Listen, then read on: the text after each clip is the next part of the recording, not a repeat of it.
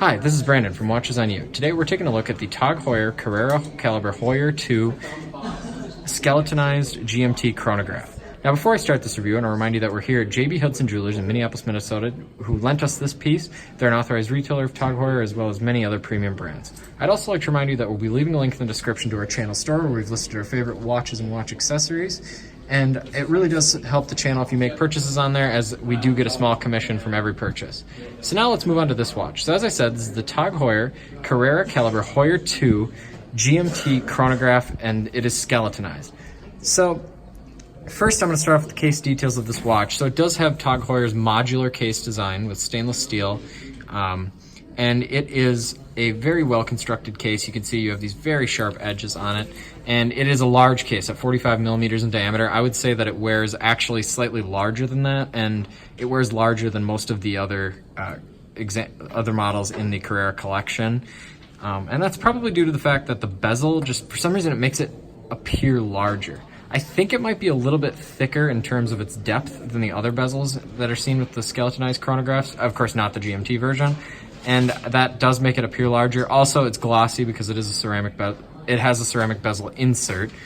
We actually got a comment a few months ago about, I said that a certain bezel was made out of ceramic, and it actually had a bezel insert that was made out of ceramic. So I apologize for any confusion that may have caused. This is an example of a ceramic bezel insert. So now moving on to the features of this watch. This is a chronograph, so to actuate that function, what you do is you push the top pusher, and that sends the second hand around the dial, as you can see. And then to stop the chronograph, you push the top pusher again and reset using the bottom pusher. And the theme of this watch is, it's kind of a Pepsi theme, because you have the red GMT hand and then the blue accents. And interestingly, the start and stop button for the chronograph has a blue ring around it. It's blue paint. It's not an actual ring. And then the reset has a black ring. I think, and you can correct me in the comments, and I'm sure you will if I'm wrong, the other models in the Carrera collection that are chronographs have a red paint ring around the start and stop button, whereas obviously this is blue. And I like the color scheme of this watch. I really like how they differentiated it from the other skeletonized models in the collection, just because it's the GMT. I think it does look totally different, and I really like it. It has a really high quality look to it. Again, the case size is a little bit large for my taste, and you'll see that in the wrist shot shortly, but I think that overall the appearance of this watch is very, very nice.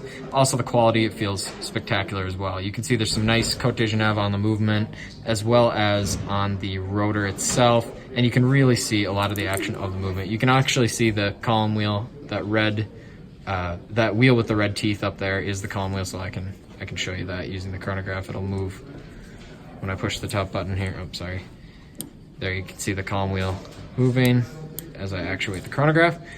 And I think it looks very, very nice. I also think the GMT feature will be very useful for travelers. So if you're going on a real rugged vacation somewhere, I think that this could be a very useful watch for you. So now I'll move on to a wrist shot. And as I do that, I just want to discuss something about the movement. So it is the Calibre Heuer 2 in-house movement. Now, this movement has a power reserve of 80 hours, which is very impressive. And I really think that's excellent, as my kind of limit, my lower bound for power reserves is about 48 hours, especially at this price point, which is around $6,150 retail. So $6,150 is the retail price of this watch. I think that's a little bit expensive, but I'm sure you can get a deal from any AD on that.